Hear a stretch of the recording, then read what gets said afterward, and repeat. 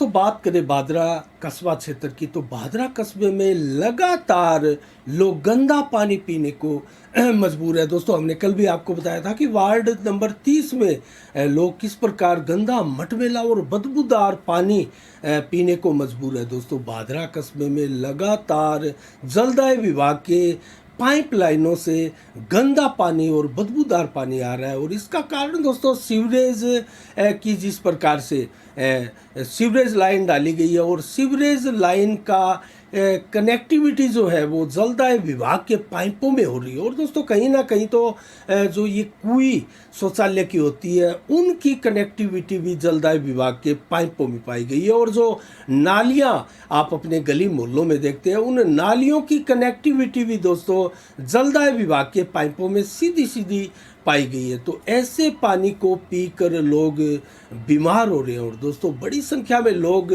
त्राई त्राई कर रहे हैं ऐसे पानी पीकर। और वार्ड नंबर 30 के लोगों ने दोस्तों इससे पहले भी शिकायत की थी, और भादरा में तो लगातार रह रहकर कई वार्डों से इस प्रकार की शिकायतें आ चली हैं, और आज भी दर्जनों से अधिक ऐसे वार्ड है जहां जलदाय विभाग की पाइप पे लीकेज है, और वहां उनके कर्मचारी इन पाइपलाइनों को संवारते हुए ठीक करते हुए आपको मिल जाएंगे। दोस्तों वहां लगभग यही समस्या है कि पानी जो है वो पाइपलाइनों में गंदा आ रहा है। और दोस्तों जब पानी सप्लाई किया जाता है, छोड़ा जाता है, तो उससे पहले तो 5-7 मिनट लगातार पेयजल के पाइपलाइनों से गंदगी आती है, और कई कई वार्डों में, जैसा कि 30 नंबर वार्ड का मैंने अभी आपको बताया था, वहाँ लगातार जब तक सप्लाई का पानी चलता है तब तक गंदा और मटमैला पानी आ रहा है। तो इसका मतलब वहाँ कनेक्टिविटी कंटिन्यू रहती है, पाइपलाइनों में जमा गंदगी तो दोस्तों आगे से 2-4-5 मिनट में निकल जाती है, लेकिन जब कनेक्टिविटी लगातार इसकी बनी हुई हो किसी नाली से, किसी सीवरेज से, या किसी शौचालय की कुई से, तो दोस्तों ये गंदा पानी आपको लगातार आपके घरों में आता है। और ऐसी समस्या से ग्रस्त है वार्ड नंबर 30 के लोग। इससे पहले वार्ड नंबर 16 और वार्ड नंबर 18-19 में भी दोस्तों कम बस यही स्थितियां रही है, और सीवरेज की जिस प्रकार से लाइनें डाली गई है दोस्तों, सीवरेज का कार्य जो है वो बेहद घटिया स्तर का होने का आरोप क्षेत्र के लोगों द्वारा बार बार लगाया जा रहा है। और दोस्तों विपक्षी भारतीय जनता पार्टी द्वारा भी समय समय पर बड़ी संख्या में विरोध प्रदर्शन भी किए, लेकिन दोस्तों उनका अभी तक कुछ भी नहीं हुआ। और अधिशासी अधिकारी जो कि अभी एपीओ हुए हैं दोस्तों गुरमीत सिंह, इसके अलावा यहाँ चेयरमैन महोदया जो है वर्तमान में वो भी नहीं पहुंच पा रही है, और जो नगर पालिका की व्यवस्था है बोर्ड की वो दोस्तों राम भरोसे चल रही है। और वहाँ कौन इंचार्ज है, कहाँ कौन चेयरमैन के साइन करता है, किस प्रकार के कार्य होता है, किस प्रकार की मिलावट जो मिली भगती यहाँ हो रही है दोस्तों, इसके ऊपर आप अगर देखें तो पार्षदों के आरोप जो है उनके ऊपर जाए तो दोस्तों नगर पालिका भादरा की वर्तमान में भ्रष्टाचार का गढ़ बन चुकी है।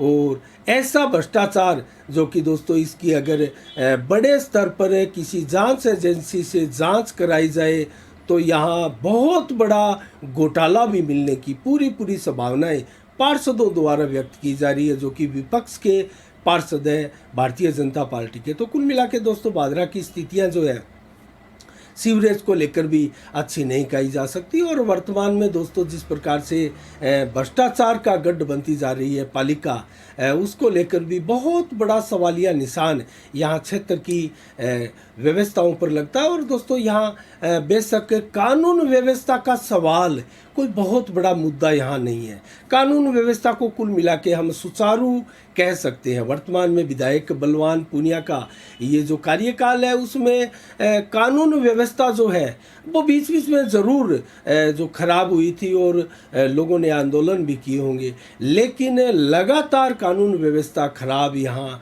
बिल्कुल नहीं है। ऐसा नहीं है कि कानून व्यवस्था लगातार यहाँ खराब है, कानून व्यवस्था की स्थिति यहाँ अच्छी है। जिस प्रकार से कल हमने एक वीडियोज़ आपको दिखाया था मावड़ियों के मंदिर के करीब जो कि मेला बढ़ता है मावड़ियों का दोस्तों, 1 महीने में 4 दिवसीय मेला ये बढ़ता है, 12, 13, 14 और पूर्णिमा के दिन।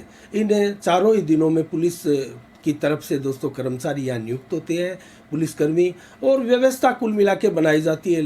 लेकिन जाम की स्थितियाँ संजय चौक और गुड़ मंडी क्षेत्र में लगातार बनती है और कोई बहुत बड़ा अपराध इस क्षेत्र में फिलहाल तो फलीभूत नहीं हो रहा है। लेकिन दोस्तों जिस प्रकार का वर्तमान में माहौल चल रहा है, वातावरण चल रहा है, उसमें पुलिस की भूमिका जो है बहुत बड़ी चुनौती बन जाती है दोस्तों, क्योंकि पूरे देश का माहौल एक प्रकार से रामनवमी की और जो हिंदू नव वर्ष के उपलक्ष्य में दोस्तों जो रैलियां आयोजित हिंदू समाज के द्वारा की गई थी और उनमें जिस प्रकार से करौली में दंगे हुए थे, करौली में रैली के ऊपर हमला किया गया था, उसको लेकर एक व्यवस्था वातावरण कुछ इस प्रकार का बना हुआ है कि पुलिस के लिए ये वातावरण दोस्तों बहुत बड़ी चुनौती है। आज कोई भी हिंदू संगठन अगर किसी प्रकार का कार्यक्रम आयोजित किया जाता है और उसका प्रचार प्रसार होता है, उसकी पंपलेट बढ़ती है या कस्बे में उसके पोस्टर बैनर लगते हैं, तो पुलिस को सबसे पहले बहुत बड़ी टेंशन होती है और उसको लेकर पुलिस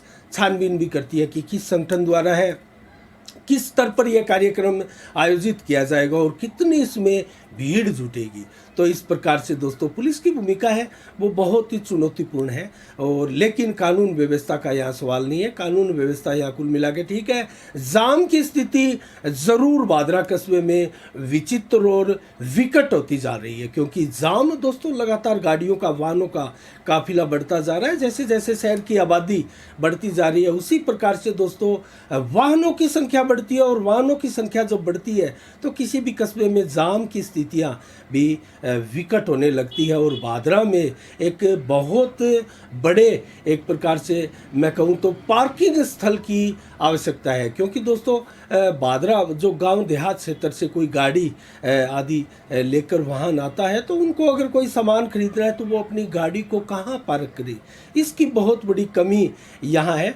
लेकिन जिस प्रकार से गोलिया स्कूल जिसको बोलते हैं दोस्तों, जो रामलीला भी वहाँ भारतीय रामलीला होती थी और वर्तमान में सब्जी मंडी की कुछ रेडियाँ वहाँ लगती हैं और एक बहुत बड़ा शौचालय भी वहाँ बना हुआ है जो पुरानी स्टेट बैंक के पास में खाली पड़ा बहुत बड़ा भूखंड है दोस्तों। मेन कस्बे के बाजार से सटा हुआ ये क्षेत्र और वहाँ व्यवस्थाएं की जा रही है चार दीवारी और करके पार्किंग की व्यवस्था की। तो ये अगर पूर्ण रूप से डेवलप बादरा में पार्किंग के रूप में होता है तो बहुत बड़ा फ़ायदा बादरा कस्बे के लोगों को इसमें मिलेगा।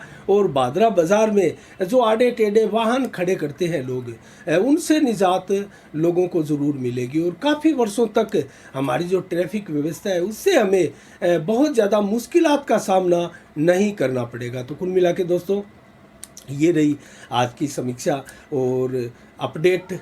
युद्ध जो रूस और यूक्रेन का युद्ध था उसकी अपडेट जो है आपको हमने बताई। और अब दोस्तों हम आपको बताते हैं बादरा मंडी के भाव, मौसम के मिजाज के बारे में। बादरा से शुरुआत करते हैं दोस्तों।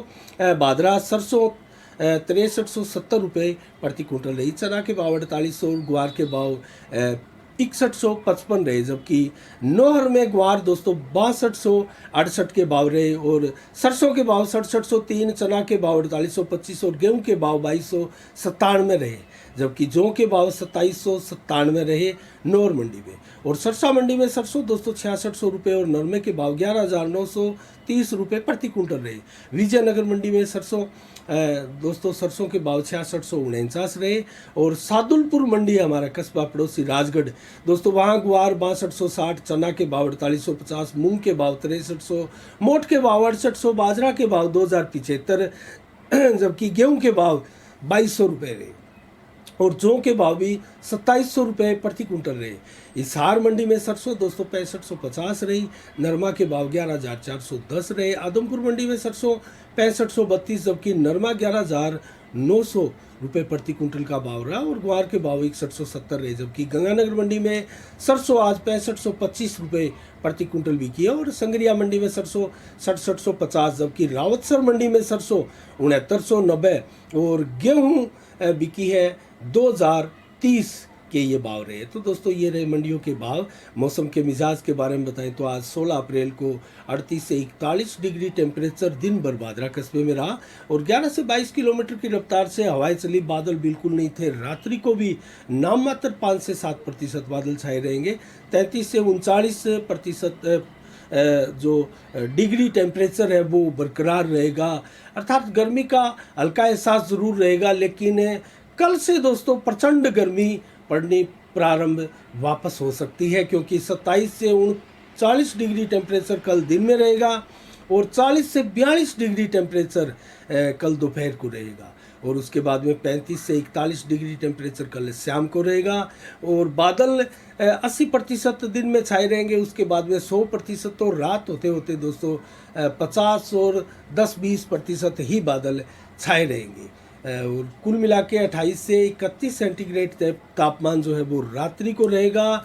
11 से 14 किलोमीटर की रफ्तार से हवाएं चलेगी दिन से लेकर रात भर। मौसम कुल मिला के रात्रि को साफ रहेगा। तो ये रहे दोस्तों आज के शाम के 7 बजे के कार्यक्रम, और कल ठीक शाम 7 बजे फिर आपसे रूबरू होंगे नई खबरों के साथ, नई समीक्षा के साथ। तब तक के लिए दोस्तों आप अपना बहुत बहुत ख्याल रखिएगा। मुझे दीजिएगा इजाज़त। साफ संदेश से मैं अनिल कौशिक, नमस्कार। जय भारत, जय जय राजस्थान।